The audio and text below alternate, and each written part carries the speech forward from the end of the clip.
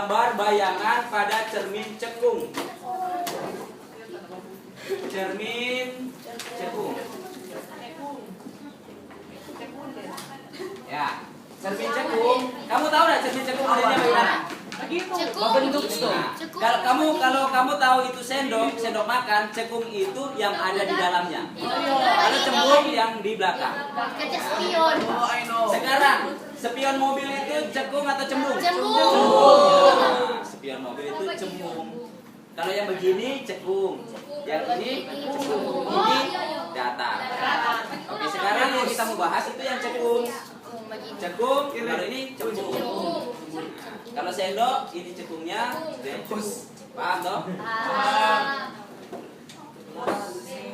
Oke, saya akan mengajar untuk cermin cekung. Jadi begini. Untuk menggambar cermin cekung, kita mengenal sinar istimewa. Ini berarti belakangnya ya. Ini cermin cekung. Ini sinar sumbu utama. Ini titik fokus. Contohnya begini. Coba kamu lihat ada di buku dia sinar istimewa. Pertama begini. Ini contoh. Perhatian di sini loh. Ini gambarnya begini. Kalau saya buat ini bendanya. Ada 3 sinar istimewa yang biasa digunakan, tetapi minimal 2 sinar istimewa yang digunakan agar kita bisa menggambar bayangannya. Jadi sinar istimewa yang pertama adalah sinar datang sejajar sumbu utama. Ini sinar datang sejajar sumbu utama dan dipantulkan melalui titik fokus.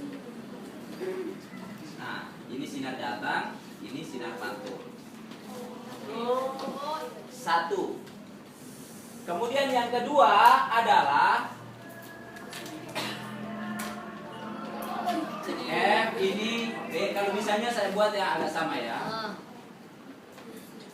Sinar datang yang pertama adalah sinar datang sejajar sumbu utama dipantulkan melalui titik fokus. Yang kedua adalah sinar datang melalui titik fokus dipantulkan sejajar sumbu utama. Ya. Perpotongannya disitulah bayangannya. Pertama, perhatikan, sinar datang sejajar sumbu utama dipantulkan melalui titik fokus. Yang kedua, sinar datang menuju titik fokus dipantulkan sejajar sumbu utama. Cara menggambarnya adalah begini. Ini kan dua sinar istimewa. Gabungannya seperti ini.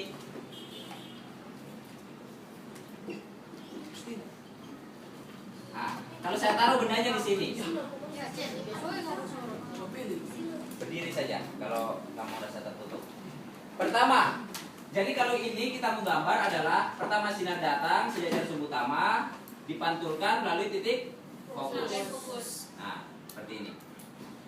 Jadi dari atas ini ya. Yang kedua, sinar datang menuju titik fokus dipantulkan sejajar sumbu utama. Jadi dia melihat sini. Nah, sinar datang menuju titik fokus dipantulkan sejajar sumbu utama. Perpotongannya di mana? Ini. Inilah bayangannya. Dia terbalik. Nah. Bisa? Bisa. Oke. Jadi sifat bayangannya adalah ini di depan lensa atau di depan cermin atau belakang cermin? Depan.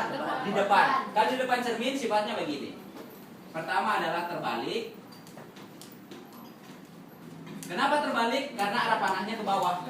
Kan ini kepalanya dari kepala. Jadi di sini juga. Berarti gambarnya selalu menuju ke sumbu utama. Terbalik, diperbesar atau diperkecil? Diperbesar. Diperbesar. Perbesar, besar. Kemudian nyata atau maya? Maya. Nyata, karena di depan cermin. Kalau gambarnya di sini berarti dia maya. Berarti nyata. Bisa? Bisa. Ada pertanyaan ini? Jadi minimal 2 sinar istimewa yang digunakan. Sinar datang sejajar sumbu utama dipantulkan melalui titik fokus. Yang kedua, sinar datang menuju titik fokus dipantulkan sejajar sumbu utama. Perpotongannya seperti ini. Gitu. Oke, dicoba. Kan kita sudah melukis bayangan benda menggunakan cermin cekung. Sekarang kita akan belajar matematisnya. Kamu buka buku halaman 316. Oke, di situ ada sifat-sifatnya. Jadi begini, ada besaran-besaran yang digunakan pada proses pembentukan bayangan. Itu pertama adalah persamaan dasarnya begini. 1 per F sama dengan 1 per S ditambah 1 per S. 1 per F ditambah dengan 1 per S ditambah 1 per S aksen. F itu adalah titik fokus. S adalah jarak benda. S aksen jarak bayangan. Ada juga bayangan. ya, jarak bayangan. Ada juga persamaan bila F-nya tidak diketahui maka F bisa digunakan menggunakan 1 per 2 dikali dengan R. R itu adalah jari-jari kelengkungan cermin. Nah, begitu. Jadi contoh 1 per F sama dengan 1 per S ditambah 1 per S. Contohnya begini, saya mau kasih contoh. Lihat di sini. Ini cermin cekung. Mungkin kurang besar ya. Serius ya.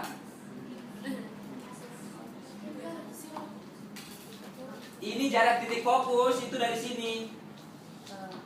Ini F. Ini B. Baik. Jarak titik fokusnya saya buat itu contoh 4 meter. Jarak bendanya saya tulis di sini. Jarak bendanya saya tulis jaraknya adalah 8 meter. Oke, itu jarak benda. Yang ditanya berapakah jarak bayangan dari cermin? Berapakah jarak bayangan dari cermin? Yang ditanya adalah S aksen. Caranya bagaimana? Begini caranya, perhatikan. Perhatikan caranya. Perhatikan. Nggak bisa kalau kamu cuma lihat di buku, nggak perhatikan sini. Diketahui titik fokusnya adalah 4 meter. Sekarang jarak bendanya adalah 8 meter.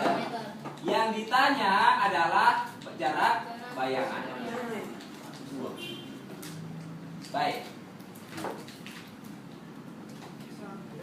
1 per F sama dengan 1 per S ditambah 1 per S aksen.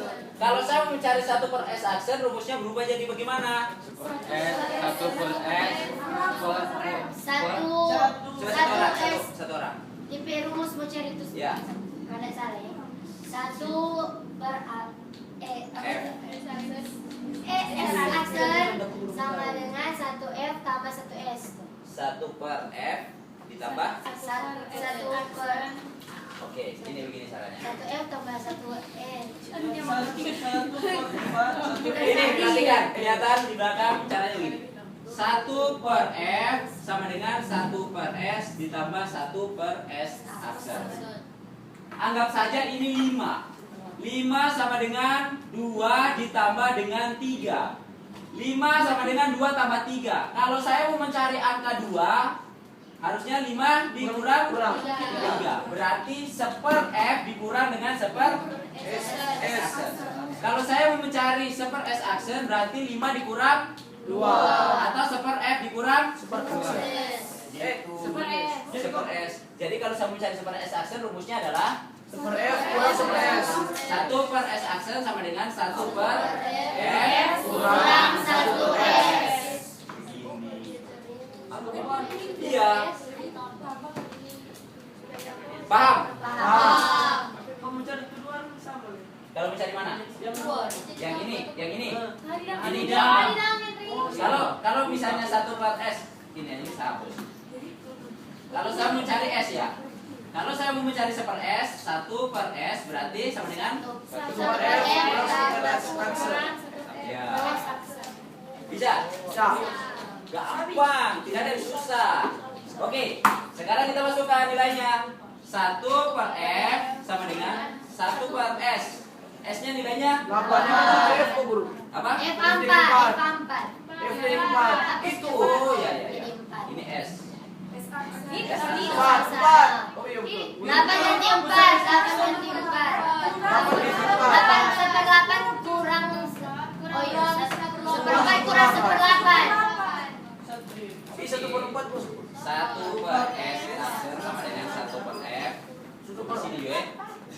kelihatan nggak di belakang?